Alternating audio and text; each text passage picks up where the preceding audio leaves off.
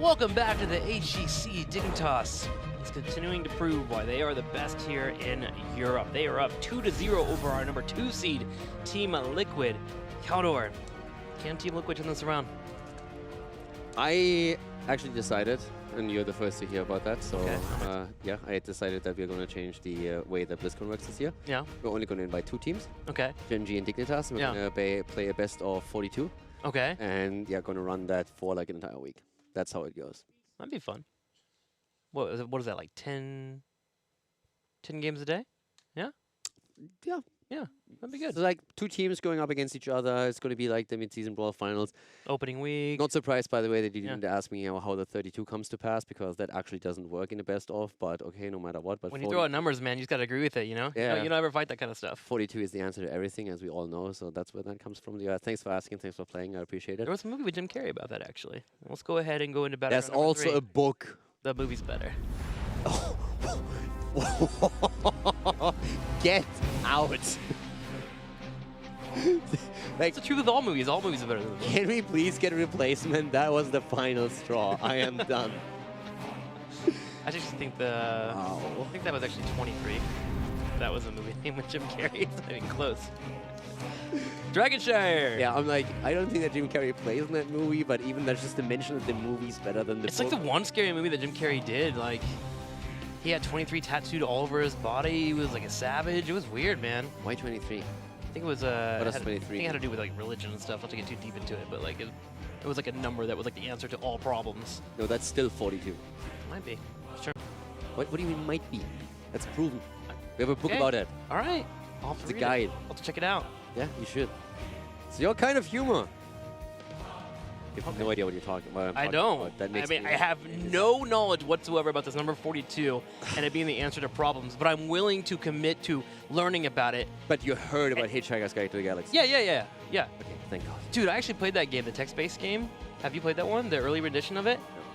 I've seen I had it installed once on an old one, but yeah. By the way, like what I'm working with here, like this guy, for all the knowledge he has about like new video games that comes out and some movies that are out there, he has zero clue about anything that is remotely nostalgic. Monkey Island? Never heard of that. Shawshank Redemption? Huh? Well, I watched that. That was a good movie. After really I pestered you for like a month or something. When I was a kid, man, my parents just didn't let me do things, man. I mean, it kind of explains why I am, right? Like, and then when you... Yeah, okay, that makes sense. You see, right? Like, going away from that. But even afterwards, you don't look at like the lists and see like, oh my God, this movie is the #1 of every single list of great movies to watch. Maybe I should check it out. I'm still getting there. Like Indiana Jones, I've watched now. It's good. It was enjoyable. It reminded me of Tomb Raider, but I see the Red of October. You still have to watch that. That'll be next. Dead Poets Society is another one. Oliver and Company. Yeah, and also more Dignitas games, because they are always a classic. They are always a classic. That is true. As we have Maiev, Yrel, Bandal, Yrel typical on Dragonshire. What is segue? And Brax's holdout. That was a good one. God. Gosh, you're just so good at your job, California. When we all grow up, we want to be just like you, man. That's the reason why Blizzard hired me. They're like, you know, we need a guy that can create a couple of segues out of the most impossible situation. And I was like, who could we come up with? So yeah. All right. Yrel banned out by Team Dignitas, actually, for Dragonshire. The reason being pretty simple. Team Liquid has first pick here. So some people might ask, why would Dignitas ban their most played hero on the map out themselves? And the reason is simply that with them not having first pick, they're afraid that Liquid picks it away from them. I'm not even quite sure if that would have happened. But still, we have the Haka now taken for Liquid as they have that available. Noteworthy that there's a couple of heroes that have not been banned out. Diablo, not the same priority on Dragonshire as there's in other maps. Still likely that he pops up. There he is. Medivh, another one that hasn't been banned out. We are still looking towards Deckard Cain. So, great opening for Dignitas, despite the fact that they banned out Yrel. But for the offlane, we still can have them with Blaze. I mean, speaking about a classic, Medivh Diablo was a composition that was played often towards the end of Phase 1, Part 2. Yep. Being able to have the ability for Diablo to go in and force the fight, have an out on any avenue they would like was always a fun one to watch. What? Team Liquid? They're bringing back the Abbott there. He'll come in as a second pick with Junkrat to follow up. I am excited. I want to see if Dignitas is following that up with... Actually, can they? So my thought process when I seen Abathar is immediately now that many teams are starting to play Vikings into Abathar, Asmodan into Abathar, any heroes that exploit his weaknesses quite heavily. That isn't necessarily something that you have to do, but we have seen the trend towards that a lot more. But Medivh is already picked, so I don't think that we're going to see any of these picks popping up for Team Dignitas. That would make the draft a little bit awkward on their part. So we're going to see most likely something very standard. But the Abathar pick alone already spices things up, and I really like that. The Haka Abathar can be so annoying when he digs on any lane and has a symbiote right away. It's really terrifying. Gives him a chance to also do well in the top lane too, especially without Urel being banned here. Diaka should be able to shut down that top lane. I'm actually kind of curious to see what Dignitas is going to rotate into. We've gotten a little bit more Malthael from Wubby lately, which is interesting because he's used to not really enjoy Malthael as much. He was pretty vocal about that. I'm surprised that Blaze isn't banned out. Phoenix will ban over Blaze. I mean, you want to deny some of the synergies that Phoenix offers with the heroes that Dignitas has. I get that. But I really expected them to go and try to ban out one of the offlane heroes. But Dignitas moving into Zeratul either way. God, if Wubby goes Abathar hunting, that would be fun. That would be fun. I doubt he'll be able to pull that off, though. Yeah, I doubt it too. Like, oftentimes darn forts, man. When you're really, yeah, first of all that, and also when you're starting to invest a lot of time trying to search for Abathar and trying to hunt him down, oftentimes it's just time that's not really worth it in the big scheme of things. The only way it's worth it is if you are doing it as Nova, because that's the only way she can be useful as a hero. That's hunting down Abathar. I heard that actually, yeah. Yeah. So if you ever do pick Nova, make sure it's into an Abathar. Karazim and Muradin will be that 4th and 5th pickup. Team Dignitas waiting on the support here on the right. What support are they looking for here? Oh, we haven't even seen the old man yet. Yeah, that surprised me more so than anything else. Good old Deckard isn't here, but with that setup, I wouldn't really blame them if they go into even a mouth. But Deckard Kane, still a bit too strong. All right, Zeratul for the top lane. I mean, this top lane is going to be a nightmare no matter who you are, because you all already go up against, with Urel banned out against the Dehaka, which is fantastic here. Yeah. And there's an Abathar. You can't win that lane anyways. The only thing that you do is your opponent pushes it in, you soak the experience. You're just basically a soak bot at the beginning. There's nothing worse that you are thinking, okay, I can win my one-on-one on the top lane, you engage in a one-on-one, you nearly win it, and all of a sudden that symbiote pops up and you're like, and I'm dead. And now I wait. Shouldn't have been there in the first place, and now I have to back off again. So. I also really enjoy when you have an Abathar come in. Occasionally, right, when you're able to switch into your draft to make sure that you're picking up heroes that bode well with him, and that's going to be true here with Karazim, Dehaka, and of course Muradin as well, being able to jump in that back line. Would have been the full chair at the top if maybe we got a Greymane or something there instead of the Junkrat, but Junkrat's obviously here to bring out that wave clear. But I always enjoy that. I honestly also really don't want to have Lightning Breath. I know you talked already a bit about potential synergies with Medivh, but now we have a VP, we have a potential Leyline, we have an APOC, and APOC into Arrow as well from Hanzo's side. I really want Apocalypse here.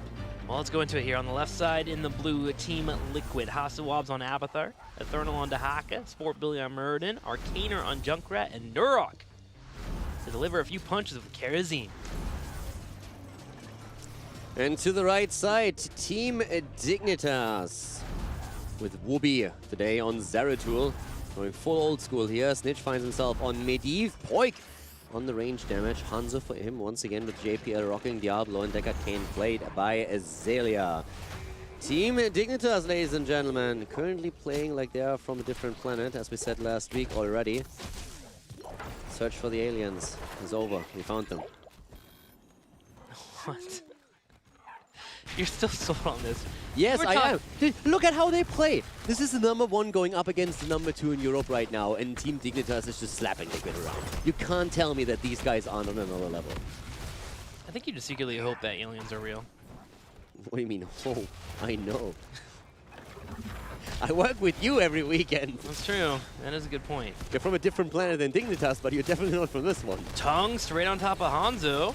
Poik. Oh, he got the natural agility. Sport Billy came over, was trying to cut him off. Azalea was there to block any type of attempt to do that. Dignitas is able to survive. What would the planet that Dignitas is from be called? Got Good? Got Good?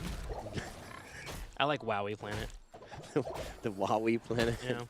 Everyone there is just always excited and happy. They all wake up with perfect hair. Fair enough. Doesn't quite explain the skill level, but okay, I'll take it. And how it's powered is they took all of Wubby's emotions. And that's why he's the way he is. It took his soul. He sacrificed for the He greater sacrificed good. his emotions for the rest of the people on the planet.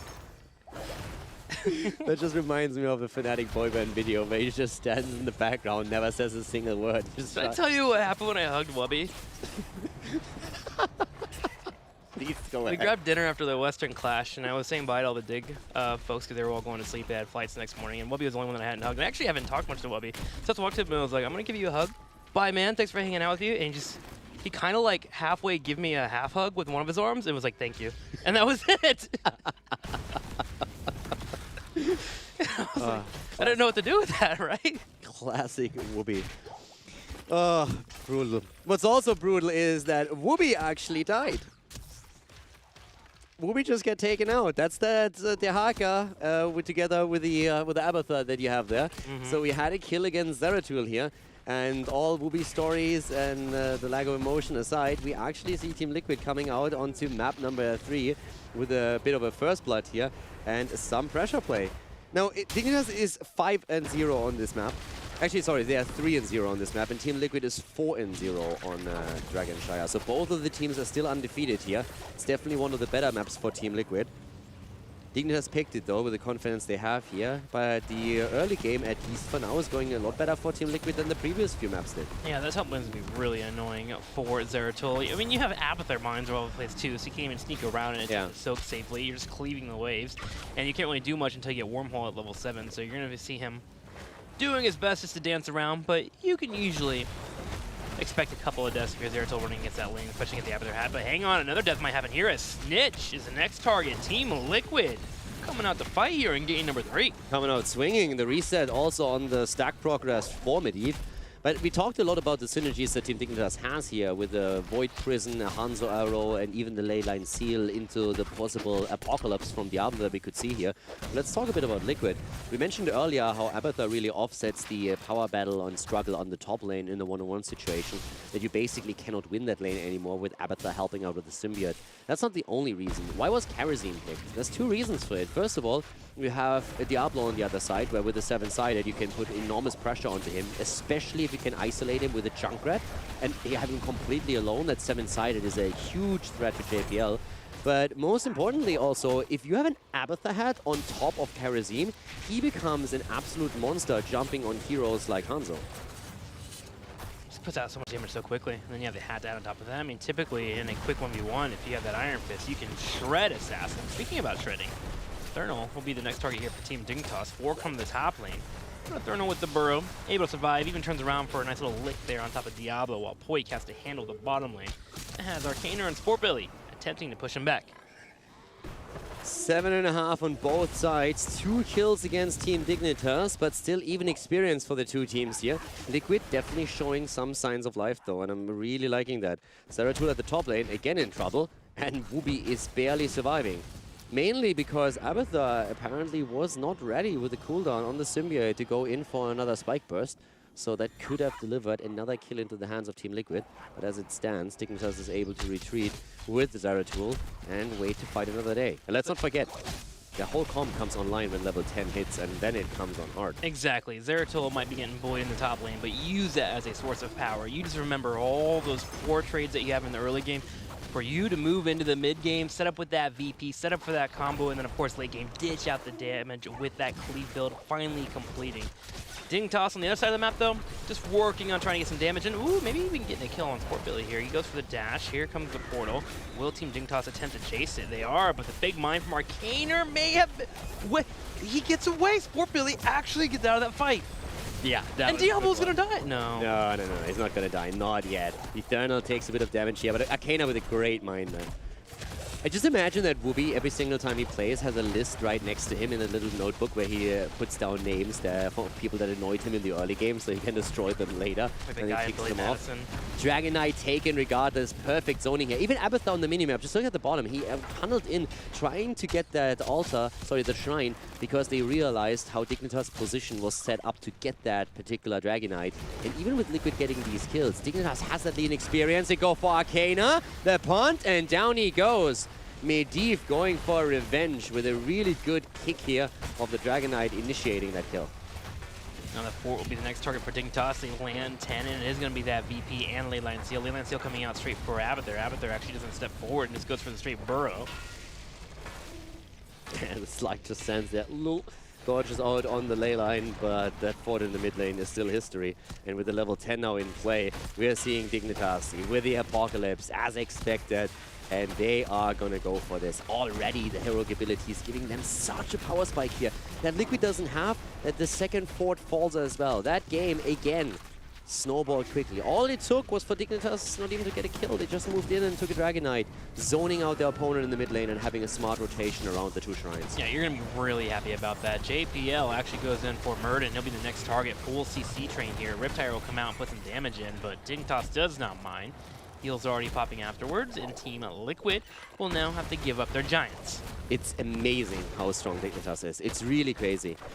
We sometimes find a few things that we can nitpick over. We were like, yeah, that could have been a little bit better, but it's just really nitpicking on such a high level that it's nearly ridiculous to even mention it. Currently, they are playing so incredibly well that no other team, at least in Europe, can hold a candle to them. And it just shows over and over again. If anything, then they sometimes maybe defeat themselves because they... I don't know, do they take the games lightly? They don't really, but against Granite they dropped one, they didn't get the draft, they tried to play in a Zibo Liming composition that didn't work out for them. But it's just incredible how dominant this team is currently in Europe. And again, with games like these and matches like this that we're watching, I just cannot wait to see how they're going to perform at BlizzCon against Korean teams, against Gen G, and against also, of course, the rest of the world. I can't wait either, but I still have the imagery in my mind of a team walking up to Team Dignitas with an actual candle and Dignitas just blowing it out without any issues after you stated that. Or just picture Twimpy walking up with a little candle and Snitch just blows it out. Because Dignitas has been that quick to extinguish any flame that any team brings near them. Sure, you do get the moments. You mentioned Granite Gaming last week with the one game, but... It just feels that every single time a team gets a bit of... I don't even want to call it elite, but every time a team has some kind of moment in the game that gives them some hope that this might be different, it just takes them a minute and then they just... Look at this game. Team Liquid had 2 kills, and next thing you know, Dragon comes out, 2 forts are dead. And that is exceptional for the first Dragon of the game. And all of that was even without a kill at that moment in time. So now we're having them 2 levels ahead. Liquid had a great early game, and we talked about level 10 abilities coming online. But even before level 10 was there, they get the Dragon Knight because of superior positioning in the middle of the map, because pushing them, the opponent back opened an opportunity, took the Dragon Knight, get 2 forts, are 2 levels ahead, and now we have the heroic abilities in play that offer all that synergy that we highlighted from the get-go would be when they actually come online with that composition. So Liquid is now up against a team that comes into their own. There's an arrow coming through at the top. 7-sided against JPL is negated. Leyline, kind of negating the Apocalypse. That could have been a bit better. But Sport Billy still has to retreat, and that Riptire is very unlikely to get a lot of value. But Team Liquid did survive, so they're trying to lock down Team Dignitas in the top side. But in the middle, the Dragon has been picked up, and he is flanking. Exactly. Dragon Knight is taken again, and now we're seeing them moving in even further. Starting to take the last fort down 10 minutes into the game. It's brutal. It's honestly brutal. Dignitas is just looking so strong. Abathur in the bottom. He is just starting to move. Okay, Medivh just coming down here to soak. I mean, it's really amazing to me. This team has really found themselves. With all the roster changes that came in after the end of 2017, most of the teams had to readjust their lineup a little bit after the mid-season brawl. There were so many changes because the top 2 teams at the time, Dignitas and Fnatic, for the first time in more than a year, made changes to their roster. So you had a trickle-down effect where every team started to switch out players because, of course, the top teams can draw from any team they want. That creates space and other teams that need to be filled.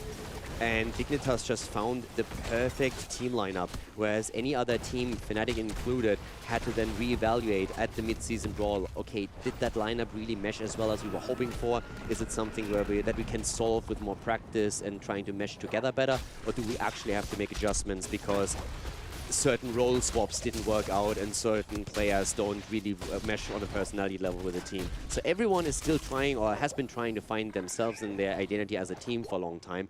And it has definitely improved and made Europe stronger going into Phase 2. But Dignitas, from the get-go, just having the perfect eye for who would work well with the team and getting the best players together is just now so far ahead that they can use that to their advantage in every game. We're seeing the results here. They are amazing. What's noteworthy about it, too, is they sustain it, right? Method comes in with their change. This is the roster they used to have in the past. They were able to have a couple of marks and keep moving forward, but right now they're running through a little bit of a small rut, right? Trying to figure out who they are, rediscover once again what they want to run as a niche. It's hard to sustain it for so long, but yeah, Dignitas has been able to pull that off. I mean, Team Liquid, I would argue, this team has been able to find that chemistry and that cohesion that they were looking for, but have even run into a couple of hiccups. I mean, the Western Clash being one of those. So again, just another statement to where Team Dignitas, and I guess what you would call even almost a legacy here with this roster. I mean, with Method, it's also one of those points where it simply feels that the third ban has started to hurt them. More so, it's not only the third ban, it's the combination of the third ban and the way that the meta shifted away from certain heroes that were a staple for ADRD in particular, that it made him and the compositions that his team used to play around him a lot more vulnerable. So right now, Dignitas is definitely the team that profits the most from the situation here. And even though Europe as a whole region has grown, no one is as strong as this team that we are seeing with another level lead here. 2 kills against 2, but just running the show completely. And Liquid is throwing everything they have against them. Liquid is still holding on to the game, and they are hoping that they can, in the late game, maybe with the Dehaka as a global in the game, plus the Avatar composition, that is going to be the tool where they can still salvage this game and maybe pressure Team Dignitas. Yep, it only takes 1 kill here, and they definitely have the ability to do so, especially with Avatar hitting that 16, finishing up that Carapace build, Karazim as well, thinking about maybe even moving into that extra damage on level 16. Should be able to see that pop in, and of course the endless nades. So Team Liquid, while they have been hurting, they are hanging in there. 16's right around the corner for them. Be able to soak that up, and it comes at a really good time with these shrines being activated. Muradin will hold the middle lane until that 16 does connect for them. Snitch is currently sitting on 19 stacks for Medivh, so he has still not completed the quest talent. The same is also true for Muradin, who has 20 stacks accumulated on his Stormbolt quest, so 5 away from getting that cooldown reduction on the auto attacks and the Pierce. The Dragon Knight would go a long way for Liquid. They have 16 now, Cleansing Touch is available for them, so that's definitely going to help around Apocalypse plays in particular, and also the Arrow if Karazim can stay out of that. Another attendance Fort Billy, and nothing really shows itself. Junkrat jumping around the map in the bottom should be able to take down that shrine, so it's all about dancing here, trying to maybe catch Dignitas slipping. But who are you gonna catch, right? Possibly Hanzo would be the main one you would look forward to, but you have to watch out for both the VP and the leyline seal. I think Liquid just simply has to go for a fight again, because I don't think playing that long game is something they can afford to do. They tried that in the previous games, it didn't really work out. Once the Dignitas has level 20, you have a very tough time to make any kind of play. So before that, that's when you have to really make your move, and they're already trying. Neuro going in with a Cleansing Touch, as we're seeing JPL aim for that engage. But at the top lane, we still have Eternal on Dehaka, just taking over control of one of the shrines. So Liquid is playing around Dignitas now. The question is simply, how long can you really do that? I mean, you have the global aspect. That's worth a lot. It gives you also the mobility on the map for later. But here comes again Muradin, and he is down. That arrow, not even needed, was aimed to secure the kill, but Muradin is already dead as the arrow is just on the way. There's already heading the top lane. This will be a third dragon for Dignitas if they can grab it. And considering what they did with the first couple of dragons, they can definitely take a keep here and maybe even think about looking towards the core. Dignitas coordination makes Muradin look like a squishy backliner. That's basically what happened here throughout those games. This is the 3rd game in a row when Muradin has been picked by Sport Billy. They really believe in that hero, and the sustain that Muradin has. I mean, just look at that build. Yeah. You have 3rd Wind, you're having the healing static synergy with your level 4, and the Stormform to boot. And still, every time we're seeing these fights, Avatar or no Avatar, he pops Avatar, he goes into Stormform, and they still blow him up. They always find that CC chain, and it's perfectly executed, where Muradin is just stun locked. It's the same as if Billy would take his hands away from the keyboard. It's just like, oh guys, my hero doesn't work anymore, by the way, I can't move him. And then he just dies. It really makes him look like he's a squish, like, it makes him look like Murky, basically. He just it's insta-death. Well, we'll see if Muradin can handle any more team fights, because they have about one more chance for 20 hits for Team Dignitas. Team Liquid steps up, and they start to defend against their key, but Dignitas, they want this infrastructure. There it goes. Catapult pressure in the bottom lane. Giants to help out, too. And they also land a little 20. And Wubby, he is looking for that VP, so Team Liquid is trying to stay split. 20 Storm Talons. The combo is fully online. All the cooldowns are ready. They can go for the Void Prison. They can go for the Apocalypse. The ley line is ready. APOC comes in. JPL makes the move. Again, they're going for the backline on Norok. And Norok goes down. Karazim eliminated. The ley line used against Arcana. The core already falling. Team Dignitas with another victory as 3-0 against the number 2 in the standings as Team Liquid goes down against the number 1 in EU. Dignitas showing why they are looking to be some of the favorites coming out of Europe as we head into a BlizzCon in a few weeks. A quick 3-0 over Team Liquid. And was there even a moment in this entire series that you felt like Team Liquid had a chance to break them? I mean, they got the 2 kills in the early game. That's one moment of doubt that you have. But then it was always with the mindset, wait until the combo is online on 10. But Dig didn't even need the combo on 10. They got the first Dragon Knight before that happened just because... And that's the funny thing. It wasn't because they won a team fight. It's because they moved better on the map. They simply took 2 temples or 2 shrines, rotated very nicely into the middle of the lane, and then zoned out for the Dragon Knight to be taken. Exploited that Abathar doesn't have that extra body at that moment in time on the map.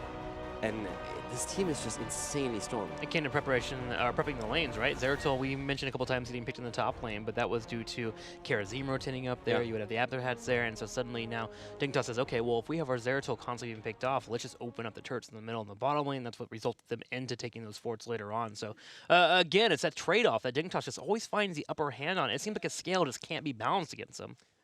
I'm already thinking really about setups for BlizzCon, and I want to see, for example, are we going to see a bootcamp for Dignitas? I mean, the question to that, the answer to that should be yes. Question is, like, where do you bootcamp? Because we're now getting in that interesting setup where, do you go to Korea for the bootcamp? Do the Koreans, as back then they were talking about at some point, go to Europe for the bootcamp? Or does everybody just agree, okay, we're going to meet in North America early?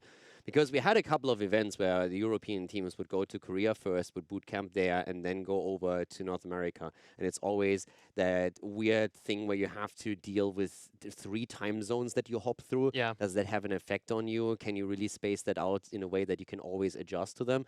But yeah, that's going to be incredibly interesting how that's going to work once that BlizzCon is around the corner, because at this point, this is what I really want to see. I want to see Dignitas go up against the best in the world. I want them against Gen G again. Let's just do a show match.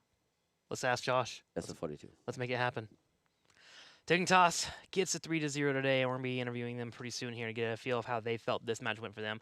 For me on Team Liquid side, again, I mentioned it in the middle of the broadcast, but a little bit disappointed. I was really hoping that I could have a little bit more fight. Granted, it is against Dignitas, but I want to see a couple more teams be able to start moving towards that area of being able to compete at the level of what Dignitas can show here at the HGC.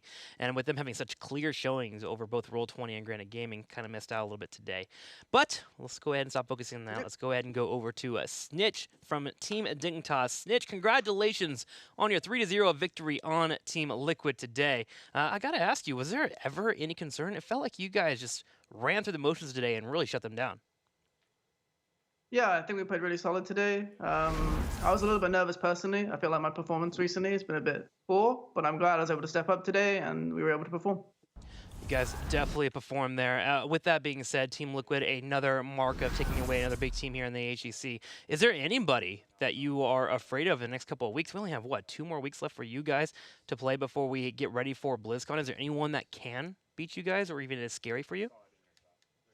I mean, I think we need to look at a lot of the other, top teams. We still got Method and Leftovers left. They're obviously big contenders. Like, there probably are 2 strongest opponents left, so we need to keep an eye on them. I think both teams have looked, solid throughout some sets and a bit shaky in others. So I think just remaining confident, playing what we're good at, we should be able to have a confident series against both.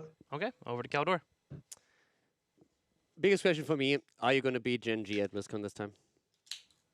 I mean, I keep saying Gen G didn't even look good at the Eastern Clash. It was like, whatever. Like, they didn't drop a game, but neither did we. And I think we did it better, so... honestly, easy BlizzCon. All right. Thank you very much. That's all I wanted to know. Thanks a lot. That's simple and easy. Honestly, man, is there anything that you want to say to your fans or anything about your team right now? Because we're starting to run out of questions. You are doing so well here in the HGC, and we're proud of you, and you continuing to sustain through. But is there anything that you want to tell the people at home that continue to cheer you on? I mean, like I said, I think I was a little bit nervous going to this series, but I'm really appreciative, actually, of my teammates and how supportive they are, even when I feel like I'm not playing at my best. I feel like I've been slumping a bit since coming back from the whole Clash thing. but they've been really supportive during this time, and I think I'm glad I was able to deliver a stronger performance today, especially for the fans. There are a lot of people, saying that I'm feeding, that I'm boosted, but I know they don't really mean it. Like I know they're one being person? supportive, really. But it No, you'd be hurts when you hear surprised. it. When one person says it, it's like, oh, that Yeah. hurts. Okay. Yeah, I mean, I've never been too good at dealing with criticism, I guess. But With that in mind, I'm glad there are fans supporting. do you have something to say to Shrimpy? Something to say to Shrimpy? I barely know who Shrimpy is, dude. 5 games against leftovers? Whoo! Fnatic, still looking shaky, but maybe they can clutch BlizzCon. Awesome, Snitch. All right, buddy. I'm going to go ahead and let you go. Make sure to get your Wowie in for the shoutouts. Floor is yours.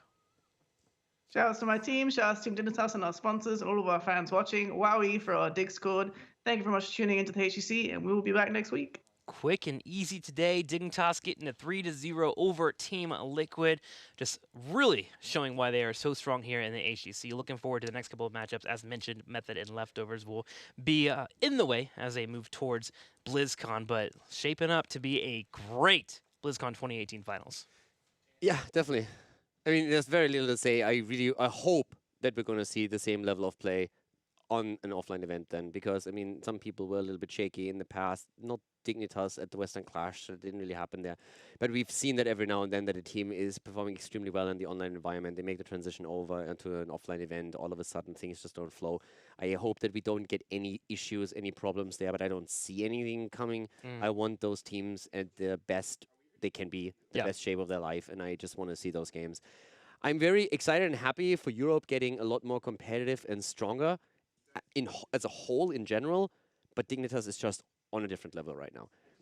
Might change at some point. It seems that Fnatic is currently improving. Leftovers are always improving.